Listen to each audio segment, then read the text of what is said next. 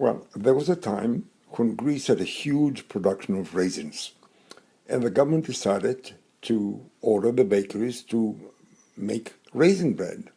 So when you would go to a store to buy a kilo of bread, you had to buy a slice or two of raisin bread.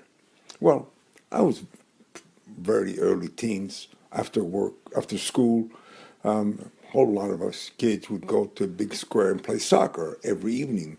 And then on the way home, I was instructed to stop at the bakery and bring the bread for the dinner.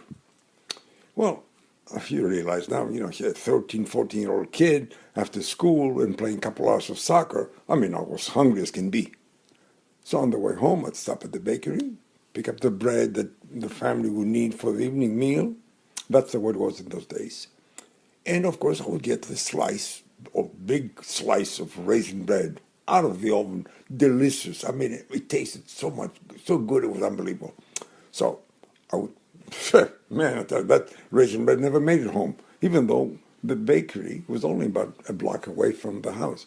But I was so hungry as a kid, I mean. My parents never knew about raisin bread.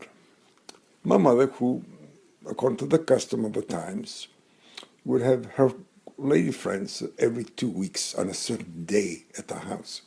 So one day during this time, when there were a lot of lady friends there at the house, someone mentioned raisin bread. And my mother said, "What raisin bread?" "Well, the raisin bread when we buy bread," one of her friends told her.